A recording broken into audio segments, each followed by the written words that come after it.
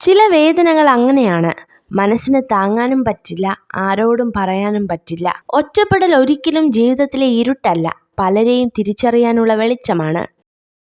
ഒരുമിച്ച് നടന്നപ്പോൾ എന്ത് നേടി എന്നതല്ല, തനിച്ചു നടന്നപ്പോൾ ഒരു പിൻവിളിക്ക് പോലും ആരുമില്ല എന്ന തിരിച്ചറിവാണ് ജീവിതം.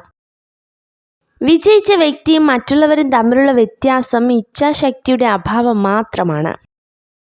ജീവിതത്തിലെ പ്രശ്നങ്ങളല്ല, പ്രശ്നങ്ങളോട് നമ്മൾ പ്രതികരിക്കുന്ന രീതിയാണ് നമ്മുടെ വിജയവും പരാജയവും നിശ്ചയിക്കുന്നത്. ഉള്ളവനിലേക്ക് നോക്കിയാൽ നിങ്ങൾക്ക് ഒരുപാട് നേടാനാകും, ഇല്ലാത്തവനിലേക്ക് നോക്കിയാൽ നിങ്ങൾ ഒരുപാട് നേടിയവനാകും. നിങ്ങൾക്ക് മാത്രമേ നിങ്ങളുടെ സാഹചര്യം മാറ്റാൻ കഴിയൂ. ഒന്നിനെയും ആരെയും കുറ്റപ്പെടുത്തരുത്. ജീവിതത്തിൽ ഏറ്റവും കൂടുതൽ തെറ്റുകളും പരാജയങ്ങളും സംഭവിച്ചവരിൽ ഭൂരിഭാഗവും മറ്റുള്ളവരെ അഗാധമായി സ്നേഹിക്കുകയും അതിലുപരി വിശ്വസിക്കുകയും ചെയ്യുന്നവരാണ്.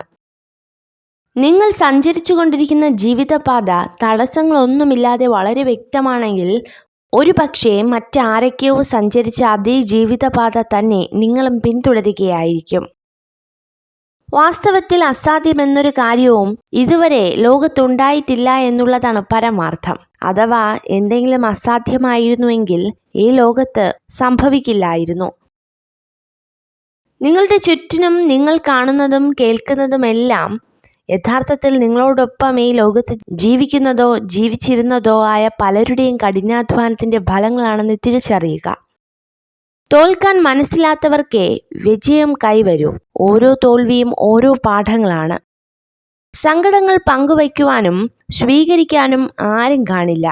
എന്നാൽ ദുഃഖത്തിൽ നമ്മെ ചേർത്ത് പിടിക്കുന്നവരെ ഒരിക്കലും കൈവിടാതിരിക്കുക. അന്യരുടെ രഹസ്യങ്ങൾ പറഞ്ഞു നടക്കുന്നവർ ചിതൽപുറ്റിനകത്ത് പെട്ടുപോയ പാമ്പിനെ പോലെ സ്വയം നശിച്ചു പോകുന്നു.